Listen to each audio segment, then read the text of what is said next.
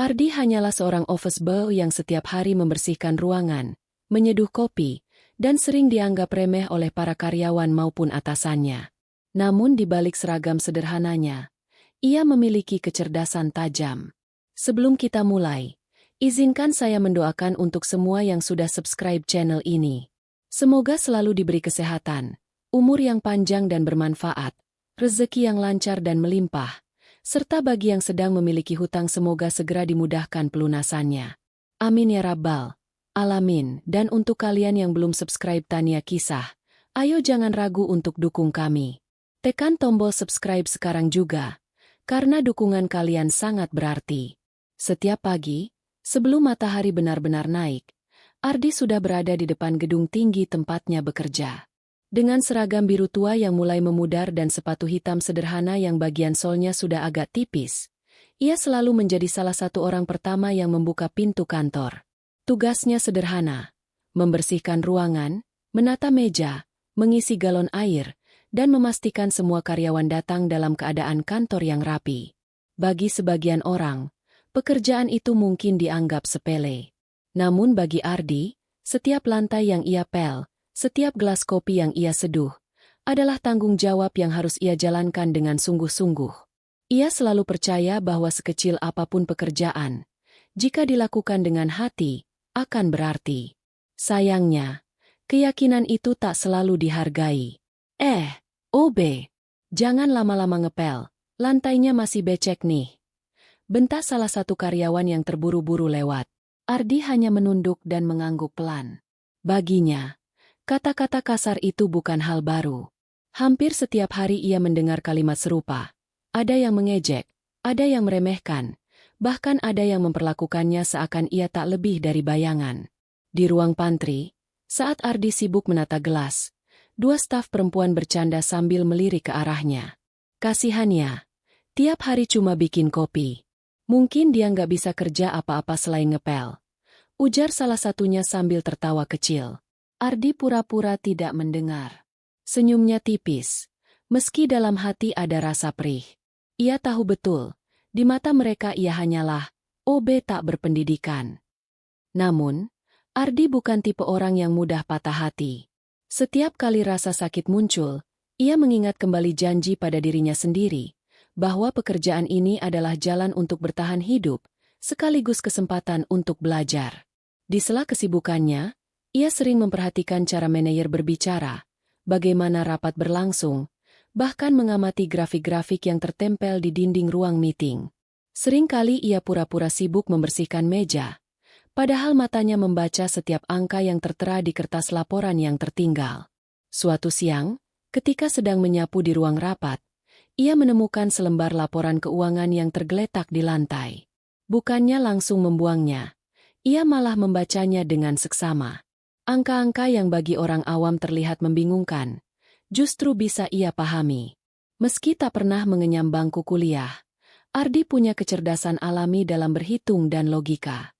Ia paham ada sesuatu yang tak wajar di laporan itu, meski saat itu ia memilih diam. Tetapi tak semua karyawan memandangnya rendah. Pak Danu, satpam tua yang bertugas di lantai bawah, sering menepuk bahunya dan berkata, "Sabar, Di. Orang yang diremehkan biasanya justru punya kesempatan besar untuk membuktikan dirinya. Yang penting kerja ikhlas." Ucapan itu selalu menjadi penguat bagi Ardi. Meski kerap dianggap tak penting, Ardi memiliki etika kerja yang membuatnya berbeda. Ia tidak pernah terlambat, tak pernah mengeluh, dan selalu tersenyum meski diperlakukan tidak adil. Banyak yang mengira ia hanyalah pemuda sederhana tanpa masa depan. Padahal, di balik sikap diam dan rendah hatinya, Ardi menyimpan kecerdasan dan pengalaman hidup keras yang tidak diketahui siapapun. Malam hari, setelah pulang kerja, ia kerap duduk di kamar kos kecilnya sambil membaca buku-buku bekas tentang bisnis, manajemen, dan motivasi yang ia beli dari pasar loak. Lampu temaram kamar tak membuat semangatnya padam. Setiap halaman yang ia baca menambah wawasan, dan setiap catatan kecil yang ia tulis menjadi modal berharga.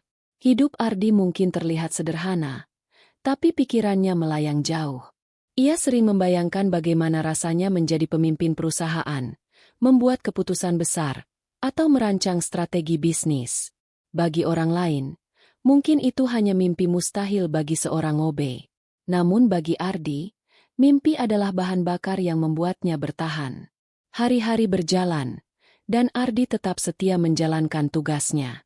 Ia tak pernah tahu bahwa suatu saat nanti, semua yang ia amati, semua pengetahuan yang ia kumpulkan diam-diam, akan menjadi kunci penyelamat perusahaan triliunan rupiah tempatnya bekerja. Untuk saat ini, ia hanyalah si OB yang diremehkan. Tapi takdir sudah menyiapkan panggung besar, di mana perannya akan jauh lebih penting daripada yang dibayangkan siapapun. Kebanyakan orang mengenal Ardi hanya sebagai OB yang tugasnya membersihkan ruangan dan menyeduh kopi.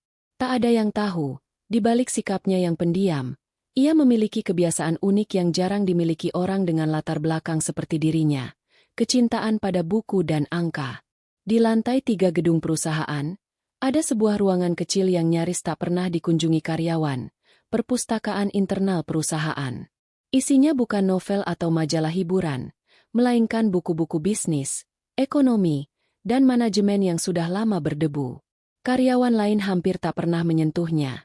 Tapi bagi Ardi, ruangan itu bagaikan harta karun.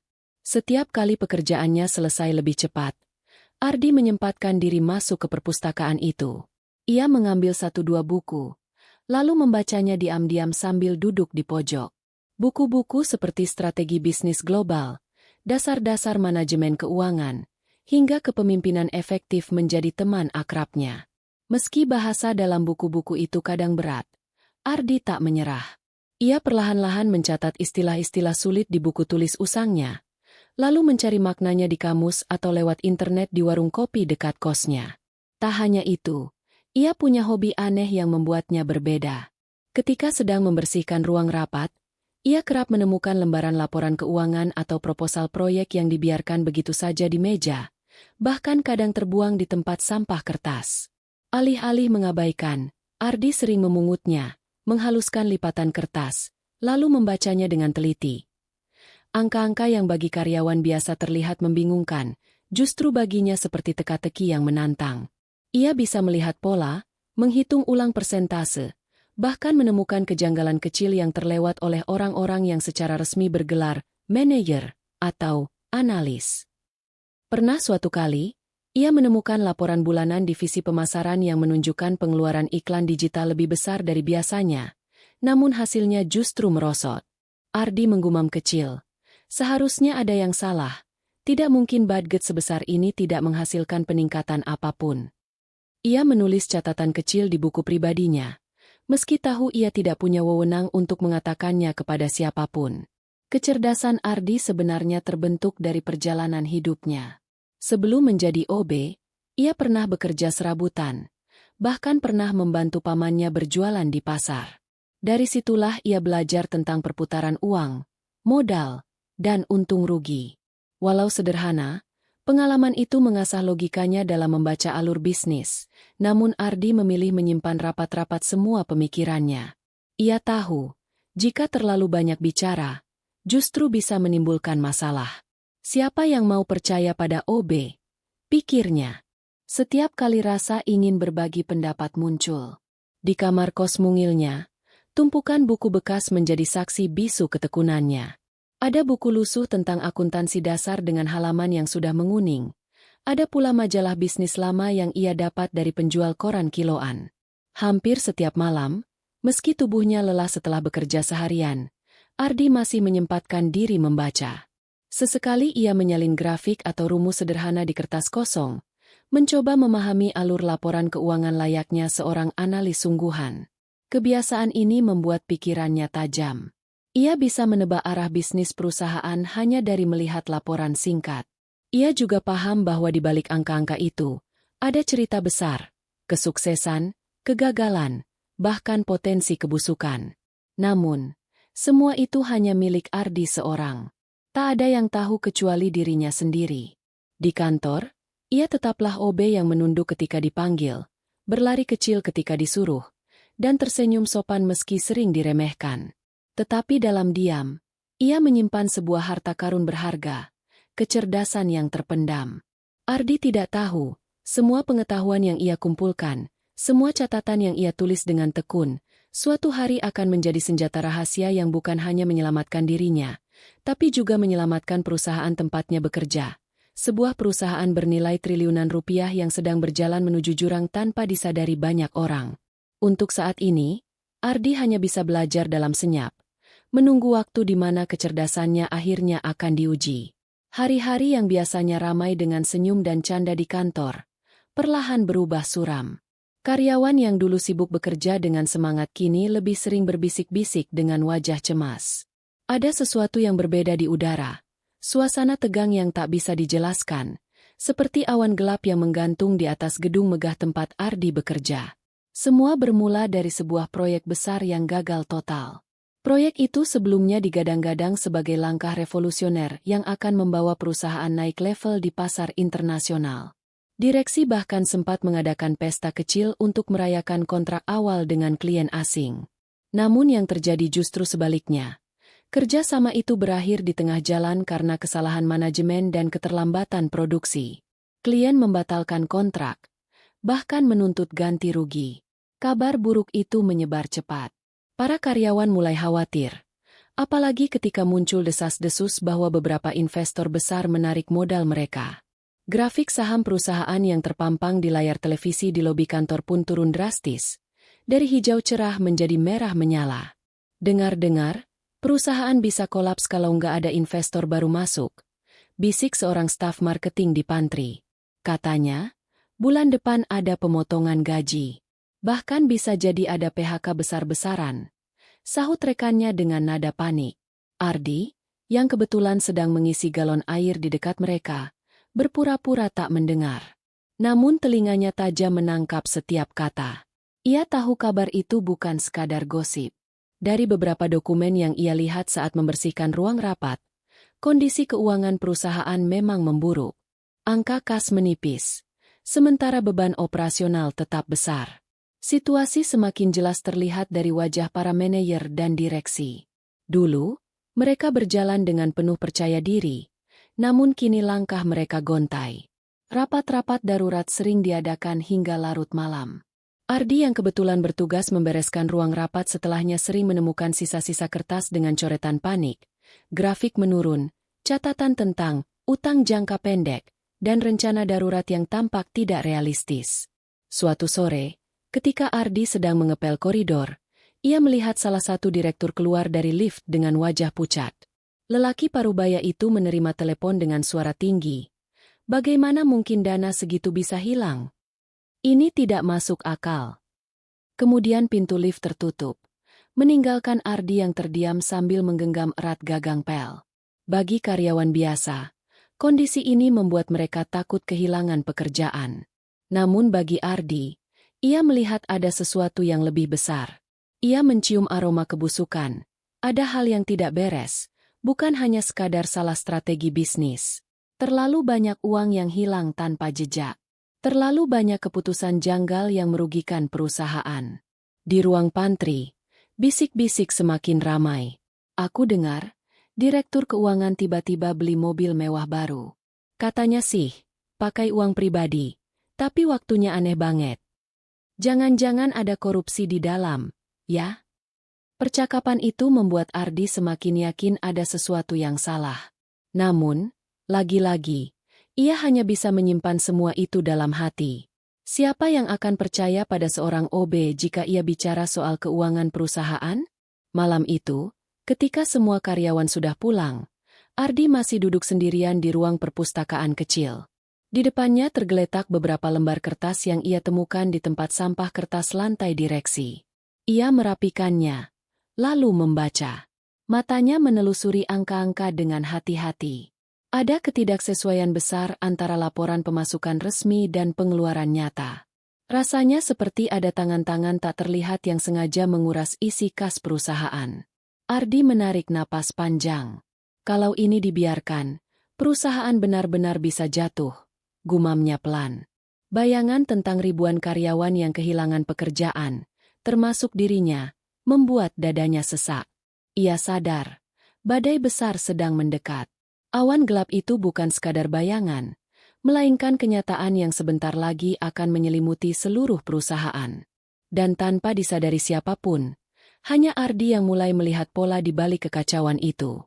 Namun, ia masih terjebak dalam dilema besar, diam dan tetap menjadi OB yang tak dianggap, atau mulai mencari cara untuk menyelamatkan tempat ia bekerja, meski taruhannya bisa jadi sangat berbahaya. Suasana di ruang rapat direksi kini berbeda jauh dari biasanya. Dulu, ruangan itu sering dipenuhi suara tawa kecil, tepuk tangan, atau perbincangan penuh semangat tentang rencana ekspansi. Tapi belakangan, setiap kali pintu rapat tertutup, hanya terdengar suara tinggi, debat sengit, dan meja yang dipukul keras. Ardi seringkali menjadi saksi tak langsung.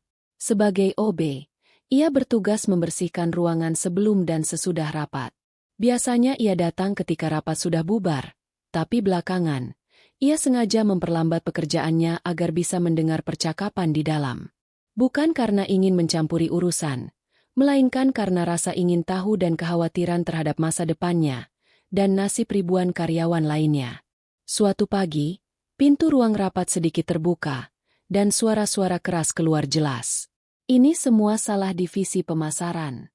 Kalian buang uang miliaran untuk iklan, tapi hasilnya nihil. Bentak seorang direktur dengan wajah merah padam. Jangan salahkan kami. Bagian produksi yang telat. Kalau barang jadi tepat waktu, kontrak itu tidak akan batal. Balas direktur lain tak kalah keras. Ardi yang sedang menyapu lorong berhenti sejenak. Ia mendengarkan sambil pura-pura sibuk mengepel. Dari dalam ruangan terdengar suara kursi digeser dengan kasar, tanda emosi sedang memuncak.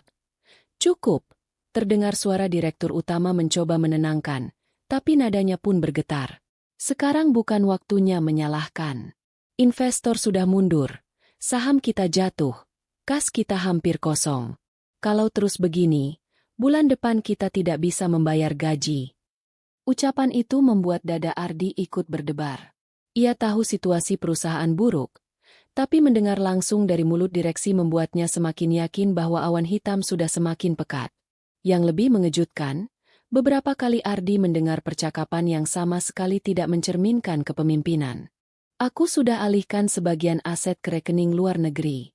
Kalau perusahaan ini benar-benar kolaps, setidaknya keluargaku aman. Ucap salah satu petinggi dengan suara rendah, tapi masih bisa ditangkap oleh telinga Ardi. Bagus. Aku juga sudah mulai cairkan saham pribadiku. Sahut yang lain. Ardi tertegun. Jadi benar. Bukannya mencari solusi bersama, para petinggi justru sibuk menyelamatkan diri. Perusahaan boleh runtuh, tapi mereka sudah memastikan tabungan pribadi aman.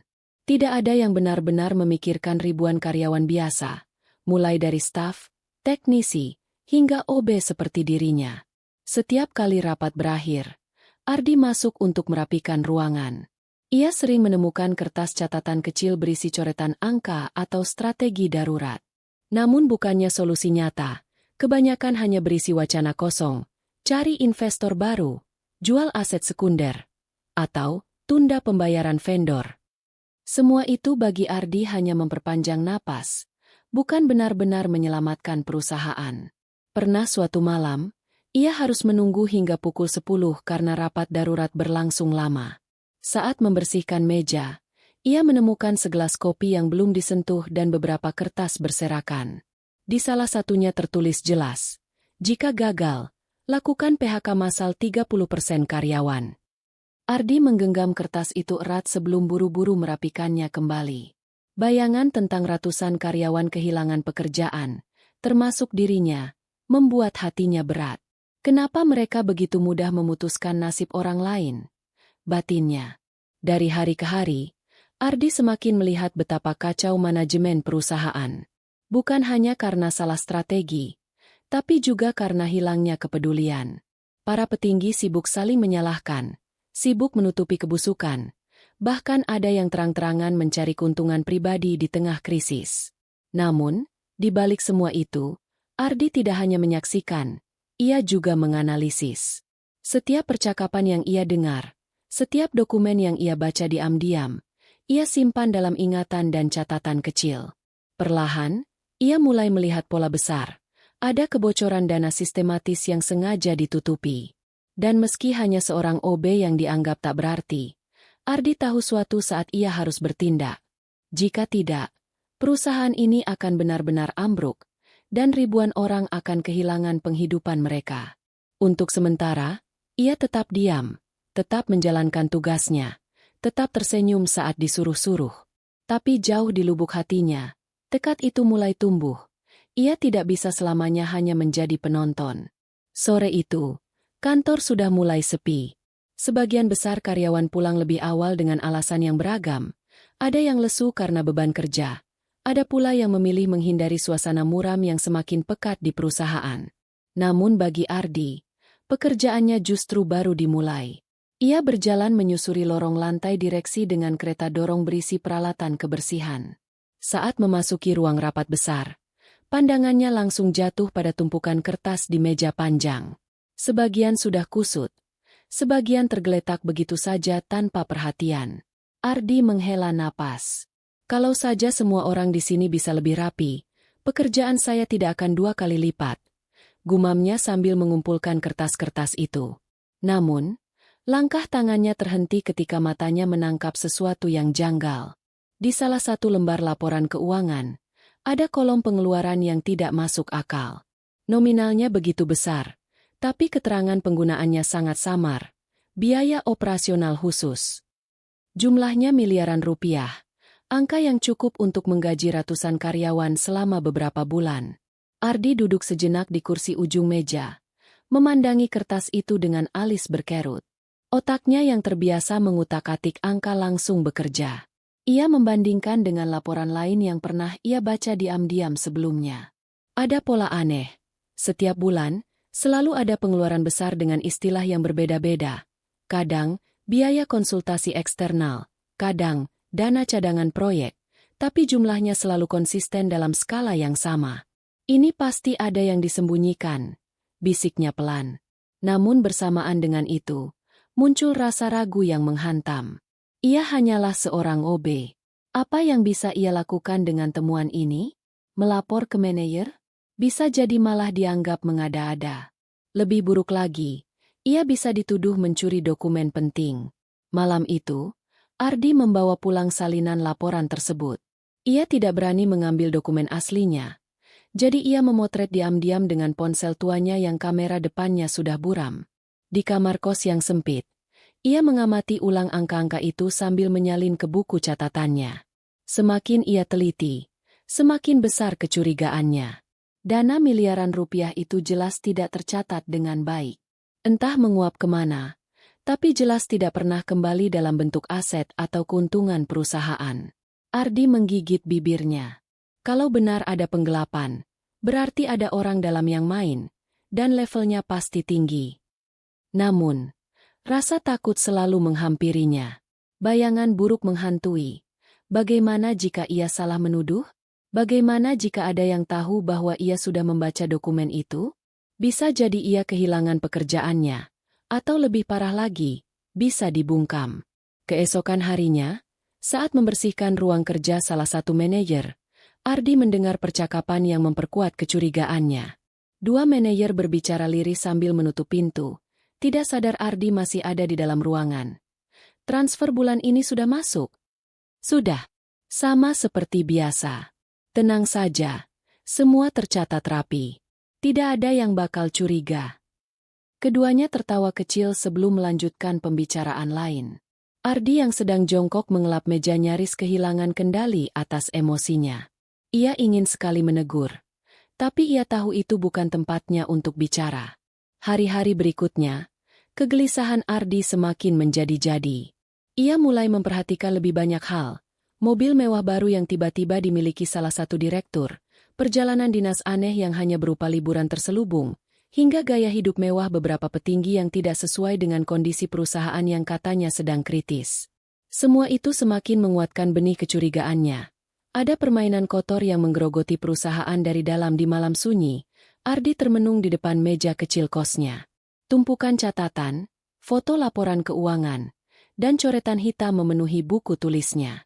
Kalau aku diam, semua orang akan kehilangan pekerjaan. Kalau aku bicara, siapa yang mau percaya? Pikirnya. Ia merasakan dilema besar. Namun jauh di lubuk hati, ada suara yang berkata bahwa ia tidak bisa terus menutup mata. Walaupun ia hanya seorang OB, ia juga bagian dari perusahaan ini. Dan ia tahu, kebenaran pada akhirnya harus terungkap, meski jalan menuju sana akan penuh risiko. Benih kecurigaan sudah tertanam. Tinggal menunggu waktu, apakah ia akan berani menyiramnya menjadi keberanian nyata, atau membiarkannya mati karena rasa takut. Beberapa hari setelah menemukan dokumen keuangan yang mencurigakan, hati Ardi terus gelisah. Ia merasa seperti membawa beban besar yang setiap saat bisa meledak. Setiap kali melihat wajah karyawan lain, staf administrasi yang gajinya kecil, satpam tua yang bekerja siang malam, hingga rekan sesama OB yang punya keluarga untuk dinafkahi, Ardi semakin yakin bahwa jika ia hanya diam, maka mereka semua akan jadi korban. Namun pertanyaan yang selalu menghantui adalah, siapa yang akan percaya pada seorang OB? Akhirnya, ia memberanikan diri untuk mencoba. Pilihan pertamanya jatuh pada seseorang yang menurutnya masih punya hati bersih. Seorang manajer muda bernama Fajar. Berbeda dengan manajer lain yang kaku dan angkuh, Fajar dikenal ramah, sering menyapa OB atau satpam, dan tidak segan membantu bawahan. Ardi berharap, setidaknya ia bisa mendengarkan. Kesempatan itu datang pada suatu sore. Fajar sedang duduk sendirian di ruang kerjanya, sibuk menatap layar laptop. Ardi yang sedang mengantar kopi ragu-ragu mengetuk pintu. "Masuk saja, Di," kata Fajar sambil tersenyum tipis, tanpa mengalihkan pandangan. Ardi melangkah pelan, meletakkan cangkir kopi di meja, lalu berdiri kikuk. "Pak Fajar, maaf, boleh saya bicara sebentar? Ada hal penting." Fajar menoleh, sedikit heran. "Penting? Tentang apa?" Ardi menelan ludahnya. Jantungnya berdegup kencang. Ia mengeluarkan selembar fotokopi laporan yang ia buat diam-diam. Saya menemukan ini, Pak. Angka-angka di sini tidak wajar. Sepertinya ada dana perusahaan yang..." Belum sempat Ardi menyelesaikan kalimatnya, Fajar tertawa kecil. Ardi, kamu ini OB. Kerja kamu ngepel, bikin kopi, ngurus kebersihan. Urusan keuangan perusahaan itu rumit, bukan bidangmu." "Tapi, Pak, saya serius. Saya bandingkan dengan laporan bulan lalu. Angkanya berbeda jauh. Ada kemungkinan..." Fajar mengangkat tangan, memotong. Senyumnya berubah jadi datar. "Kamu itu cuma OB. Jangan sok tahu. Kalau ada masalah keuangan, biar orang keuangan yang urus. Jangan mencampuri hal yang bukan urusanmu. Bahaya, loh." Kata-kata itu menampar Ardi lebih keras dari apapun. Ia menunduk. Wajahnya panas. Di dalam hati ia ingin berteriak. Ingin membuktikan bahwa yang ia katakan bukan omong kosong. Tapi mulutnya keluh. Ia hanya bisa mengangguk pelan, lalu berpamitan dengan langkah gontai. Di luar ruangan, Ardi berdiri mematung di koridor. Perasaannya campur aduk antara kecewa, marah, dan putus asa. Ia sudah mengumpulkan keberanian begitu besar untuk bicara, tapi justru dipermalukan.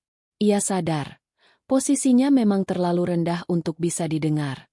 Namun, meski ditolak, semangat Ardi tidak padam. Malam itu, di kamar kos kecilnya, ia membuka kembali catatan dan foto laporan. Kalau satu orang tidak percaya, mungkin nanti akan ada orang lain yang mau mendengar, gumamnya. Ia menuliskan strategi baru, mengumpulkan lebih banyak bukti. Jika sebelumnya ia hanya punya 1-2 dokumen, kali ini ia harus punya sesuatu yang tidak bisa dibantah. Hari-hari berikutnya, Ardi menjadi lebih hati-hati. Ia tetap menjalankan tugas OB dengan disiplin, tapi diam-diam matanya awas memperhatikan gerak-gerik manajer dan direktur. Setiap kertas yang terbuang tidak lagi ia anggap sampah, melainkan potongan puzzle yang bisa membentuk gambaran besar. Beberapa kali, ia nyaris ketahuan. Seorang sekretaris pernah memergokinya sedang menatap terlalu lama sebuah laporan di meja rapat. Dengan cepat ia berpura-pura sedang membersihkan noda kopi. Untungnya, kecurigaan itu tidak berlanjut. Di sisi lain, ucapan Fajar yang meremehkan justru membakar semangatnya. Benar, ia hanyalah hobi. Tapi apakah itu berarti ia tidak punya hak untuk menyelamatkan tempat di mana ia bekerja? Bukankah setiap karyawan, sekecil apapun perannya, berhak peduli? Ardi menatap buku catatannya yang penuh coretan angka dan tanda panah. Mereka boleh meremehkan suaraku sekarang. Tapi suatu saat, kebenaran ini akan berbicara sendiri.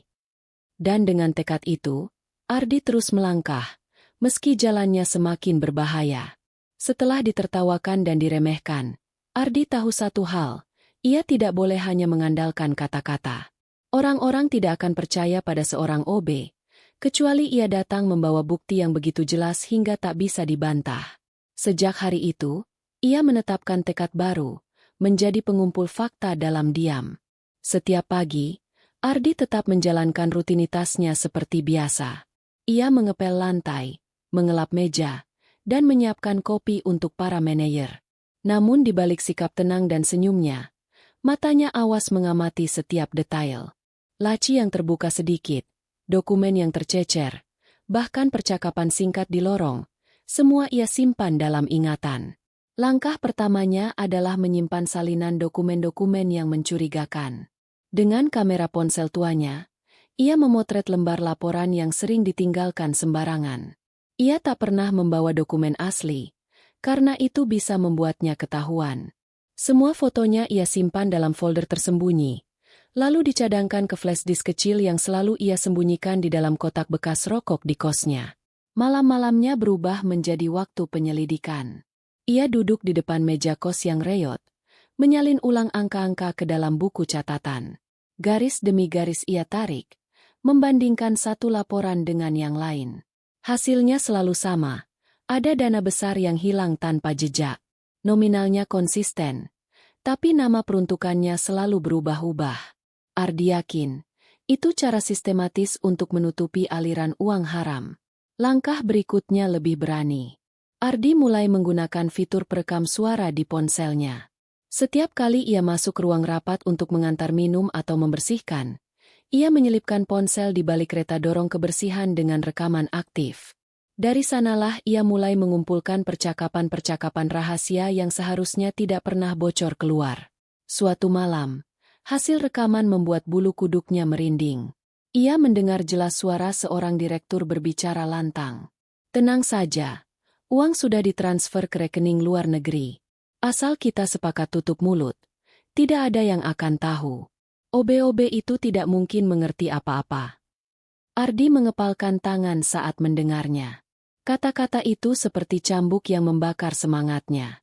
Mereka terlalu percaya bahwa orang kecil seperti dirinya hanyalah bayangan tak berarti. Tapi justru karena diremehkan, Ardi bisa bergerak bebas tanpa dicurigai. Hari-hari berikutnya, Ardi semakin lihai. Ia tahu kapan waktu tepat untuk masuk ruang rapat. Kapan harus pura-pura sibuk mengepel saat sebenarnya sedang mendengarkan percakapan. Ia belajar membaca ekspresi, senyum sinis direktur keuangan setiap kali rapat selesai, wajah panik sekretaris saat menutup map dokumen terlalu cepat, dan bisikan-bisikan singkat di telepon yang berakhir dengan kata, "beres." Semakin banyak bukti yang ia kumpulkan, semakin jelas peta korupsi itu di kepalanya. Dana perusahaan dialihkan melalui proyek fiktif, dikemas dengan istilah rumit agar terlihat sah, lalu akhirnya masuk rekening pribadi beberapa petinggi. Namun, semakin banyak ia tahu, semakin besar pula risikonya. Ada malam ketika ia merasa diawasi. Saat pulang kerja, ia merasa langkahnya diikuti di gang menuju kos. Ia menoleh, tapi tak ada siapapun. Jantungnya berdegup kencang, menyadarkan bahwa ia sedang bermain dengan api. Di satu sisi, rasa takut menyergapnya. Tapi di sisi lain, ada api yang tak bisa padam dalam dirinya. Ia teringat wajah Pak Danu, satpam tua yang setiap bulan menunggu gajinya untuk menyekolahkan cucu. Ia juga teringat obrolan rekan OB lain yang bingung bagaimana membayar kontrakan jika PHK benar-benar terjadi. Semua itu membuat Ardi mantap. Kebenaran harus keluar, apapun taruhannya. Malam itu, ia menatap tumpukan catatan, foto, dan rekaman yang sudah ia kumpulkan. "Ini baru permulaan," bisiknya. Aku harus terus gali lebih dalam sampai tidak ada celah bagi mereka untuk berkilah. Ardi tahu dirinya hanya seorang OB. Tapi kini, diam-diam ia sudah menjelma menjadi seorang penyelidik bayangan. Satu-satunya yang benar-benar melihat jejak korupsi yang perlahan menghancurkan perusahaan hari itu. Suasana kantor terasa seperti rumah duka. Banyak karyawan berjalan lesu. Sebagian sibuk menggulung barang pribadi mereka ke dalam kardus. Seakan sudah pasrah menunggu pengumuman PHK. Suara bisik-bisik terdengar di setiap sudut. Katanya minggu depan separuh karyawan dipulangkan. Atau, gaji bulan ini mungkin ditunda. Rasa cemas menyelimuti seluruh gedung. Bagaikan kabut tebal yang menekan napas setiap orang. Di lantai atas, para direksi dan manajer sibuk mengadakan rapat darurat. Pintu ruang rapat ditutup rapat, dijaga ketat oleh sekretaris. Namun bagi Ardi, ini bukan sekadar rapat biasa. Ini adalah panggung terakhir. Ia tahu semua bukti yang dikumpulkan selama berminggu-minggu akan sia-sia jika tidak ia ungkapkan sekarang. Tapi, siapa yang mau percaya pada OB? Itulah pertanyaan yang terus menggema di kepalanya. Ardi berdiri di depan cermin kecil di toilet, merapikan seragam abu-abunya yang lusuh. Tangan kirinya menggenggam flash disk kecil yang berisi foto dokumen dan rekaman suara. Napasnya berat. Kalau aku diam, semua orang kehilangan pekerjaan. Kalau aku bicara, mungkin aku yang hilang, gumamnya. Tapi bayangan wajah Pak Danu sang satpam, juga teman-teman OB lain yang menggantungkan hidup pada gaji bulanan, membuatnya mantap. Dengan langkah tegap, Ardi mendorong pintu ruang rapat yang dijaga ketat. Sekretaris berusaha menahannya. "Hei, ini rapat direksi. Kamu tidak boleh masuk." Tapi Ardi menatapnya lurus, dengan suara yang tak biasa, tegas dan dalam. "Justru saya harus masuk. Perusahaan ini diambang hancur bukan karena nasib, tapi karena pengkhianatan dari dalam. Dan saya punya buktinya." Ruangan sontak terdiam. Semua kepala menoleh ke arah Ardi, sebagian dengan tatapan bingung, sebagian lagi dengan senyum mengejek.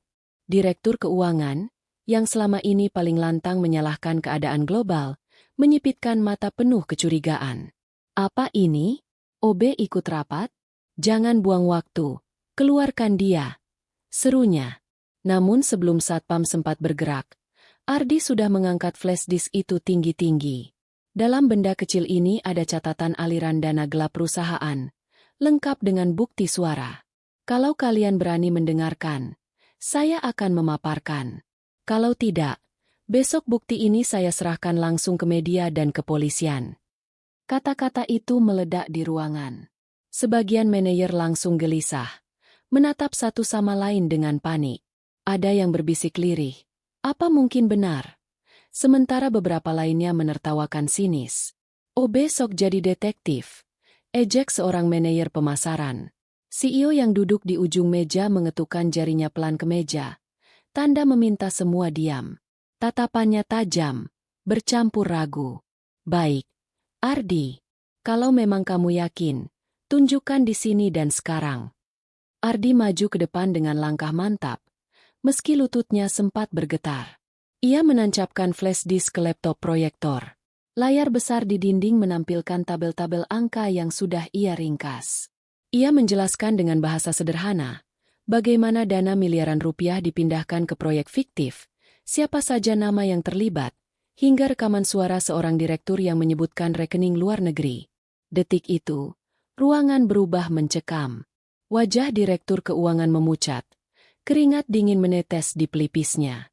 Beberapa manajer mulai berbisik gugup, sementara investor tamu yang hadir tampak kaget dan langsung menulis sesuatu di ponselnya. "Ini fitnah," teriak direktur keuangan, mencoba bangkit dari kursinya.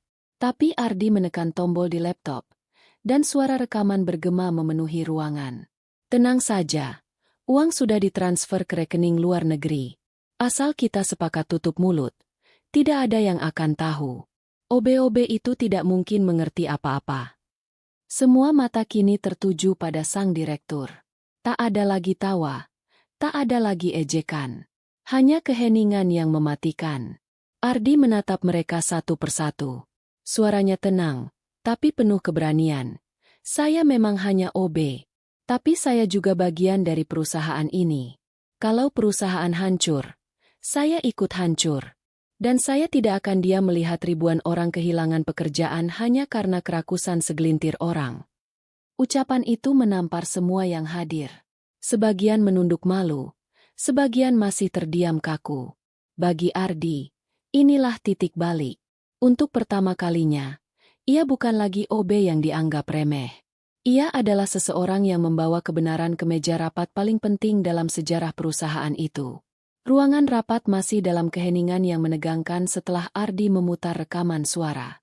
Para direksi yang biasanya angkuh kini seperti kehilangan kata-kata.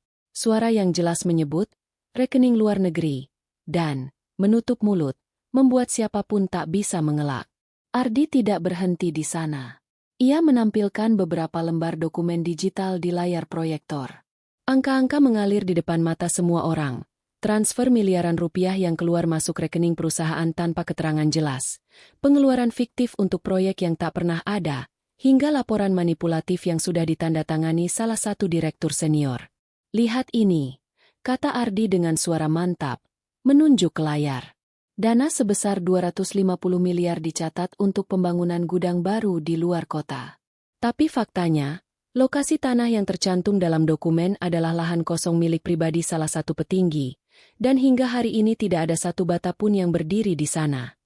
Beberapa orang terbelalak. Investor yang hadir dalam rapat, seorang pria parubaya dari perusahaan modal Ventura, membungkuk ke depan, menatap layar dengan kening berkerut. Ia lalu menoleh ke CEO. Apakah benar data ini? Tanyanya. Suaranya dingin namun tajam. CEO tampak gugup. Ia melirik ke direktur keuangan, yang wajahnya kini semakin pucat. Direktur itu mencoba bicara. Ini hanya salah pencatatan, tidak ada yang perlu dibesar-besarkan. Ardi segera memotong. Suaranya keras dan tegas. Kalau hanya salah pencatatan, bagaimana dengan rekaman ini? Ia menekan tombol, dan terdengar lagi percakapan lain. Besok uang dari rekening perusahaan dipindahkan ke rekening keluarga. Jangan khawatir, semua laporan sudah saya atur supaya terlihat bersih. Suara itu begitu jelas, tak terbantahkan, milik direktur keuangan yang kini gemetar di kursinya. Ruangan kembali sunyi, hanya terdengar suara napas berat beberapa orang. Investor itu meletakkan pulpennya dengan suara keras. Tanda ia marah. Ini jelas-jelas tindak penggelapan. Kami menanamkan modal di perusahaan ini karena percaya pada integritas manajemen, bukan untuk membiayai rekening gelap, katanya dengan nada tinggi. Beberapa manajer yang semula mengejek Ardi kini berbalik mendukung. Saya juga pernah curiga laporan keuangan tidak masuk akal, ucap seorang manajer HR dengan suara lirih. Tapi saya tidak punya bukti. Ternyata benar. Direktur keuangan berusaha bangkit. Wajahnya panik. Kalian semua jangan percaya OB ini. Dia hanya cari perhatian. Semua ini fitnah, teriaknya. Namun saat itu, Ardi mengeluarkan amplop berisi beberapa salinan fotokopi dokumen asli yang ia temukan di ruang arsip. Ia melemparnya ke meja rapat, dan lembaran-lembaran itu berhamburan di hadapan semua orang. Kalau saya hanya cari perhatian, bagaimana saya bisa punya dokumen asli dengan tanda tangan Anda sendiri? Semua mata kini tertuju pada sang direktur. Tak ada lagi jalan keluar. Wajahnya merah padam. Lalu ia mendadak mencoba berlari keluar ruangan. Namun satpam yang berjaga segera menahannya. Beberapa direksi lain yang merasa bersih tampak lega, sementara yang lain hanya menunduk malu. Investor berdiri, menatap CEO dengan sorot mata tajam.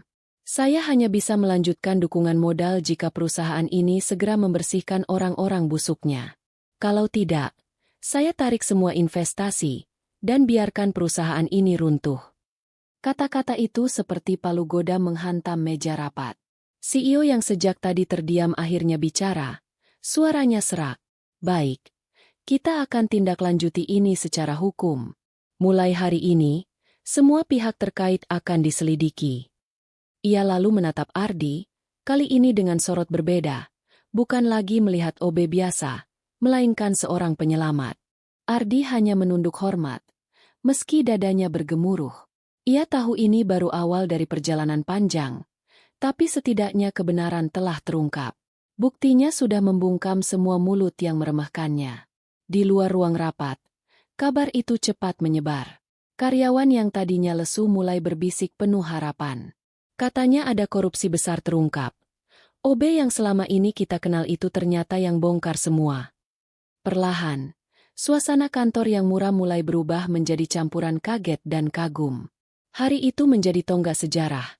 Seorang OB sederhana berhasil membalik keadaan, membungkam para koruptor dengan bukti nyata, dan menyelamatkan perusahaan dari jurang kehancuran.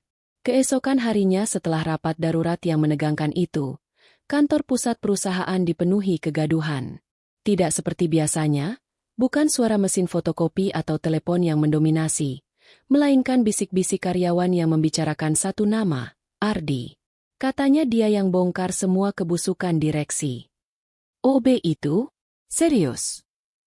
Iya, bahkan katanya ada rekaman suara sama dokumen aslinya.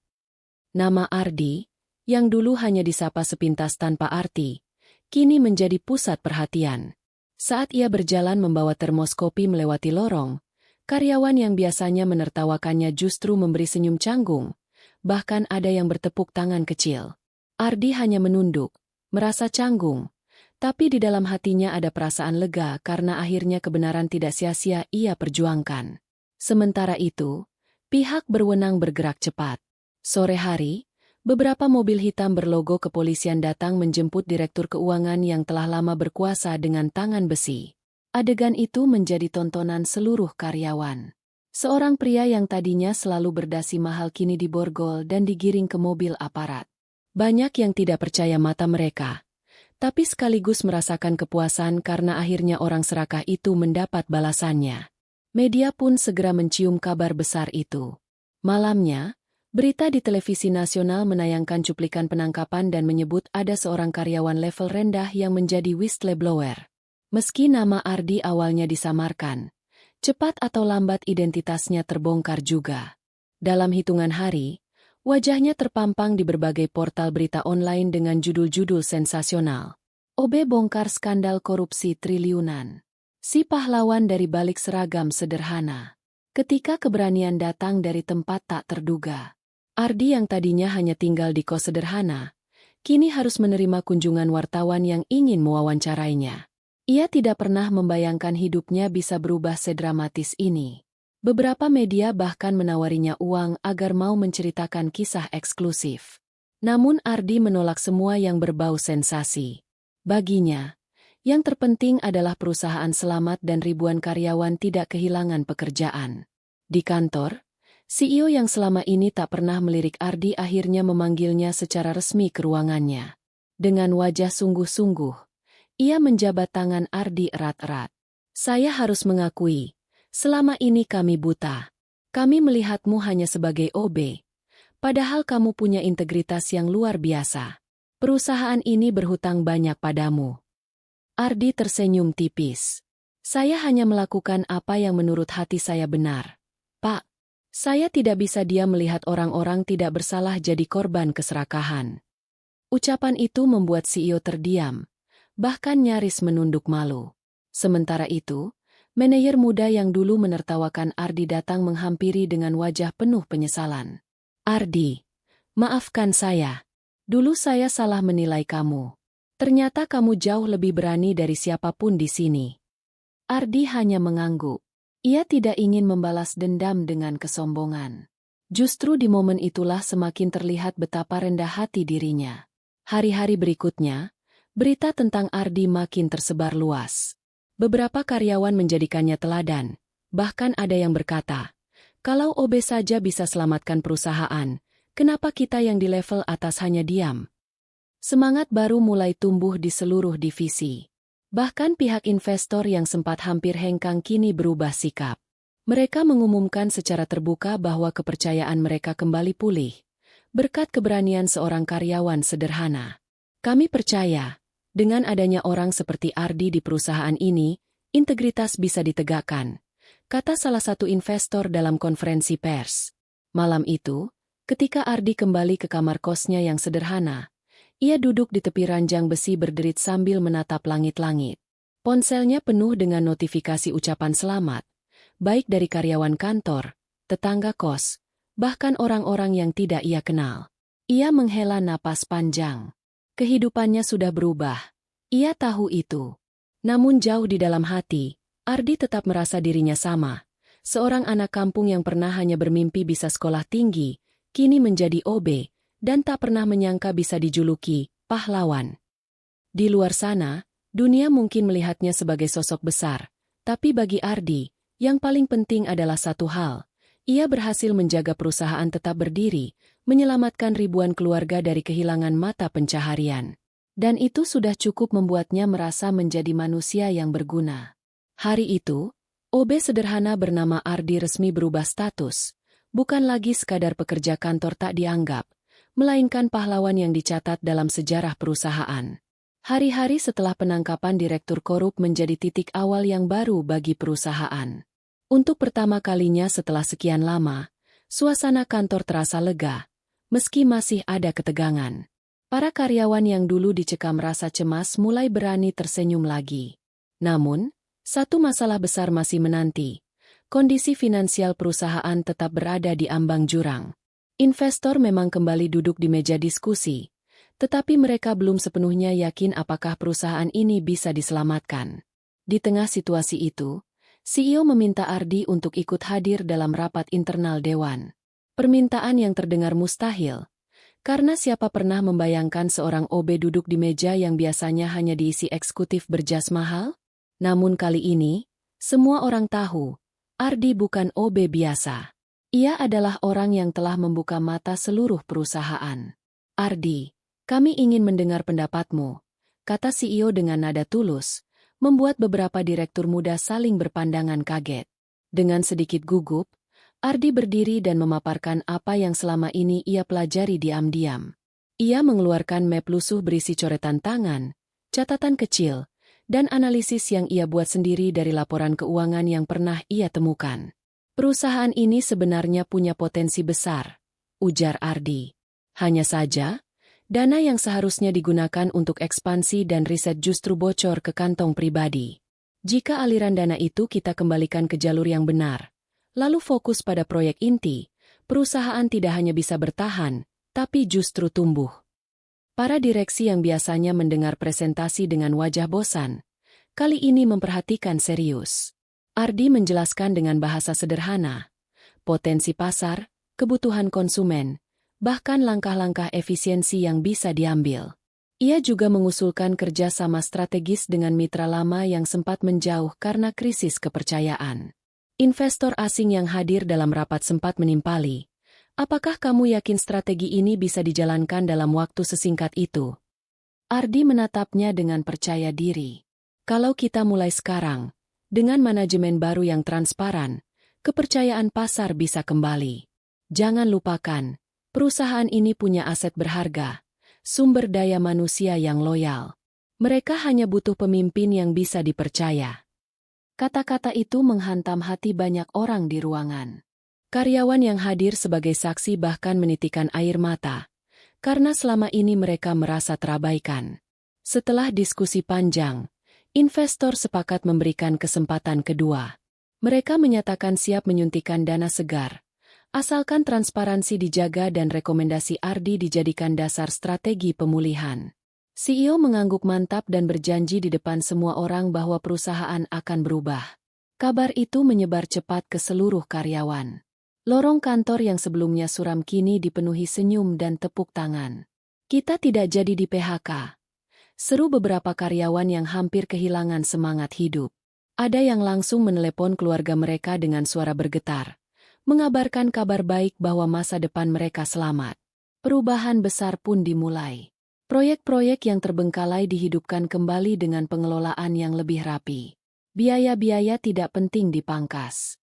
Rapat-rapat mendadak tak lagi penuh formalitas, melainkan fokus pada hasil nyata. Investor kembali hadir, membawa energi baru yang mendorong kepercayaan publik terhadap perusahaan. Yang paling mengejutkan, nama Ardi mulai disebut dalam dokumen resmi perusahaan. Meski statusnya masih OB, ia sering diundang untuk memberi masukan strategis. Beberapa karyawan menyapanya dengan sebutan, Pak Ardi, bukan lagi sekadar, Mas OB. Bagi Ardi, semua perubahan itu terasa seperti mimpi. Ia sering duduk di pojok ruangan setelah rapat selesai, menatap gedung tinggi di luar jendela, sambil bertanya pada dirinya sendiri. Benarkah aku, seorang OB sederhana, bisa membuat perubahan sebesar ini?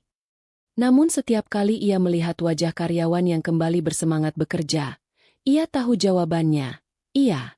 Keberaniannya telah menyelamatkan ribuan keluarga dari kehilangan nafkah. Hari itu, perusahaan benar-benar diselamatkan.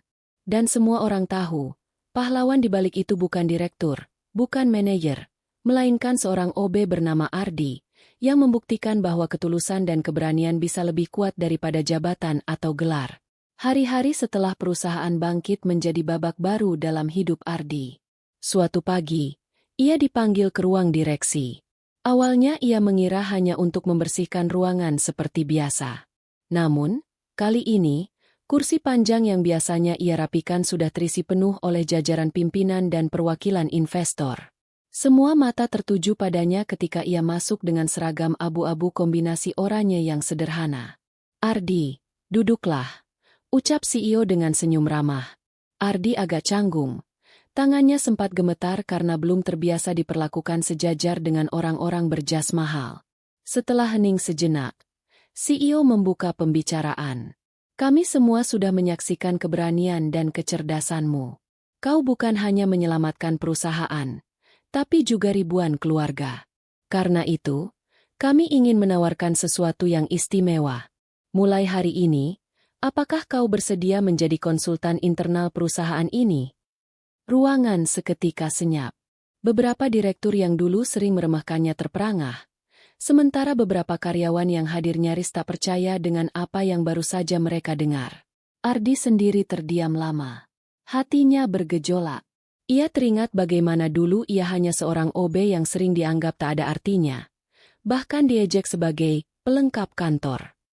Kini, tawaran yang begitu besar justru datang kepadanya. Pak, Saya hanya seorang OB, jawab Ardi dengan suara pelan. CEO menatapnya penuh keyakinan.